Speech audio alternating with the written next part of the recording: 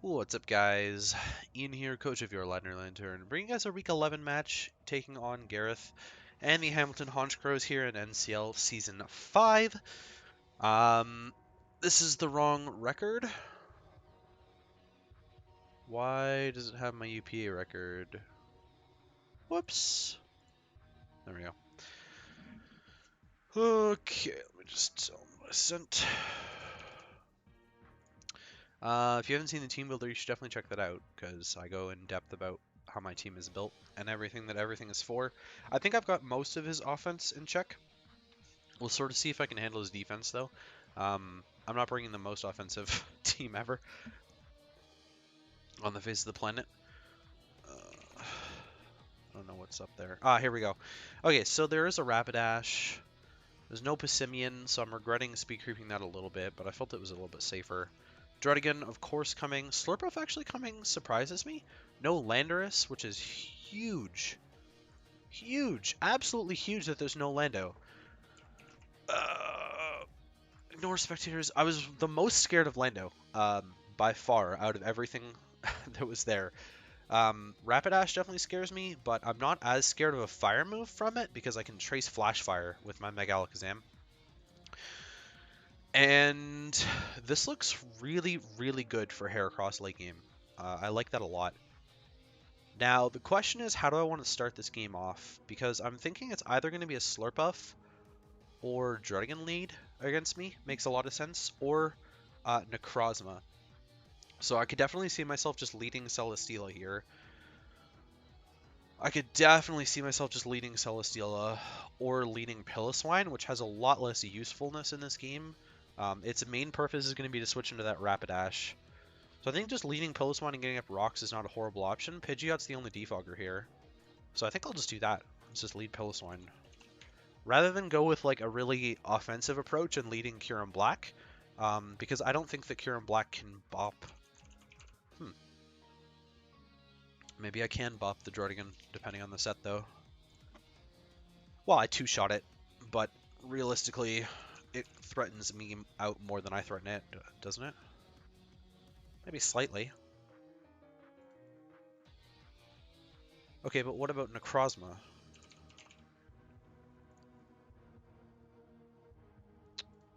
Interesting. Maybe Kyurem-Black is the lead play here. Kind of regretting not just being Z-move on Kyurem. Earth Power is like so irrelevant this game. It's really only there for Rapidash. I'm going to lead Kyurem, I guess. Guess we'll find out what comes out. Okay, so Pidgeot comes out. So this is actually a great lead for me. It's actually fantastic because I threatened the Pidgeot out. Turn 1. Hurricane's not doing anything to me. And I could just Fusion Bolt or Ice Beam. It really doesn't matter. I think the play is actually to Fusion Bolt, though. He just stays in and clicks Hurricane. Alright, well, we get rid of Pidgeot turn 1. Okay, so Celesteela's job is basically just checking the Slurpuff at this stage. I'm very happy with that. Denting this team was like the main thing that I wanted Kyurem-Black to do. Now, I could still bring this in on Druddigan later. Rapidash scares me because it could set up an agility. And I believe it gets fighting coverage, I think. Let's maybe not. Maybe it's like high horsepower shenanigans. And that's it. Do you get fighting coverage, like close combat or something? It doesn't get a single way to hit me super effectively, but Flare Blitz from Jolly will knock me out at this range. How much is Piloswine taking if I go Piloswine? I mean, pretty much nothing, and I can get up my rocks. So I think I'll go Piloswine here. There's the Blitz. Does 39? What does that tell us then? 39 is that it's probably Choice Banded. Ooh, can't be Choice Banded actually. Maybe Flame Plate or something? Flame Plate? Yeah, probably Flame Plate. I'll just get up rocks here. Rocks are pretty helpful. Break a sash on something. That was a lot of... Oh, it's Life Orb. Whoops. I did not see that it was Life Orb. Okay, so Life Orb damage. Yeah, that's about standard for Jolly. Jolly Blitz. It's taking a lot of recoil. I can take one more. I can't take two more? But putting this in a range where maybe Megahorn can kill it is going to be really good. Because I think the Necrozma is probably the Heracross switch in at this stage. Unless it's like Fizz Def Slurpuff.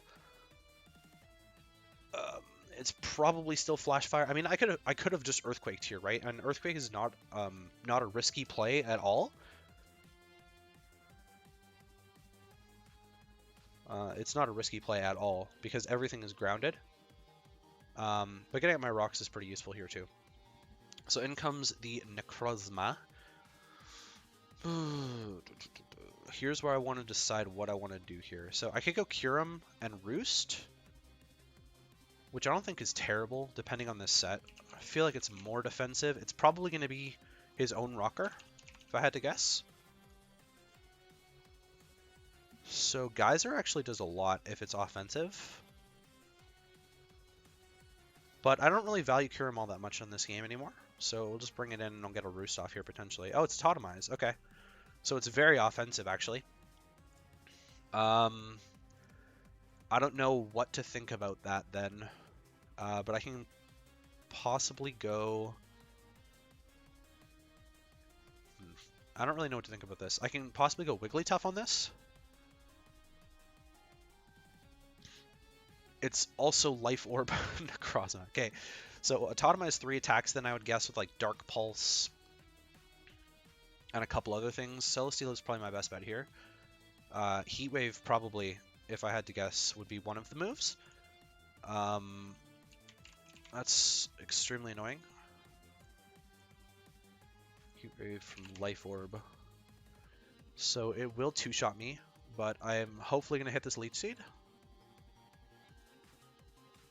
Okay, so we do hit the Leech Seed, and we're in a position where it will 2-shot me. Yes. 61. Yeah, that's definitely modest.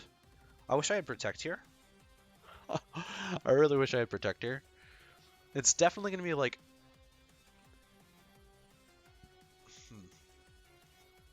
Dark Pulse. Misses Heat Wave, so that's good. If I had to guess, this is going to be Dark Pulse. Will +2 outspeed me? Yeah, +2 outspeed me. Signal Beam, Dark Pulse, both will kill me from this range. Well, they won't necessarily. It's a roll. And Shadow Ball is a roll to kill this. It's probably best to just go for it, to be honest. Actually, Tracing Prism Armor just saved my life, I think, as long as I don't get flinched here. Yeah, Tracing Prism Armor was huge there. Because it meant the Dark Pulse couldn't kill me. So Necrozma's out of the way, in comes the Darkrai, which, again, Wigglytuff is such an easy switch into this, and I can now Wish Pass into my Celesteela if I wanted to later against the Slurpuff. Assault Vest, interesting, interesting. 18. Wigglytuff. Darkrai. Assault Vest, and I took 18 from Dark Pulse. So Dazzling Gleam is not even going to 2-shot this. That's about Timid damage-ish. I could throw off a Dazzling Gleam here, but Rapidash seems like a likely switch-in, so I'm just going to Wish up. Slurpuff's actually the switch-in, that's fine. And I'll just Wish into my Celesteela, because now my Celesteela is going to be at full health. And there's the Belly Drum, which, again, doesn't really matter. I've got now a full health Celesteela sitting in front of this Slurpuff that can't dent me at all. So I just click Heavy Slam. Should kill. Yep, there it is. Get a Beast Boost here. Into Special Defense. I might just sack this against the Rapidash. In all honesty, it's probably not worthwhile to do anything else. And I might just be able to sweep with Heracross, depending on how bulky this Druddigon is. I can kind of just click Close Combat. Do I see any value in keeping Celesteela alive? Possibly for the Druddigon. I could also just go Alakazam, to be fair.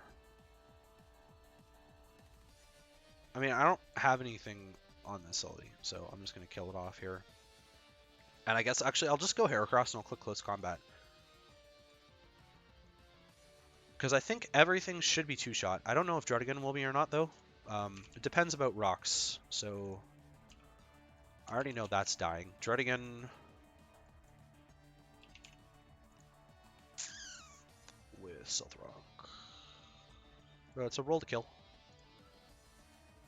Yep, it's a roll to kill. At +1, it won't be a roll to kill anymore. But can he kill me if I'm at -1 defense? +1 attack. If it's like, I don't know, Fire Punch. Or Outrage, I guess.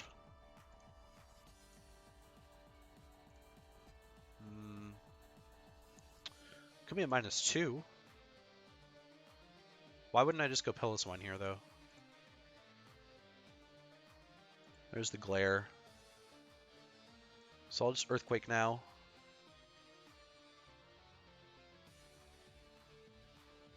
And I think I'm going to find myself in a position where I can just clean with Heracross. Okay, so we're finding out the damage there. It's this Druddigon. It's very physically defensive, if not fully physically defensive.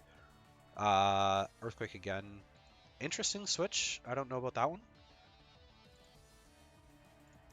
Darkrai. Just took 55 from Earthquake, so Ice Shard is actually a roll to kill here. Of course I'm fully paralyzed.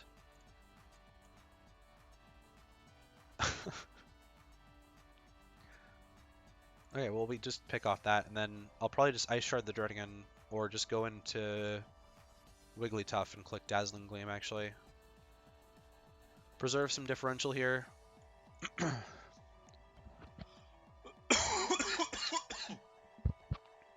Alright, well, pretty clean 4-0 win over Gareth and the Hamilton Honchkrows. May or may not have eliminated him. I believe it's not in his destiny, or it's not in his hands anymore. But we have now locked ourselves into first place. So next week against Daniel matters not for me, but it will matter for Daniel in terms of his relegation status. So keep an eye out for that. But we do play Daniel and the Seattle Raptors next week to finish out our season. We move to 10-1 plus 20. And I'm looking for that 11-1 record. I've never done better than 10-2, and so despite my differential being way worse than Season 1, we'll at least be able to finish 11-1 potentially next week. So hopefully you guys enjoyed, and keep an eye out for Week 12.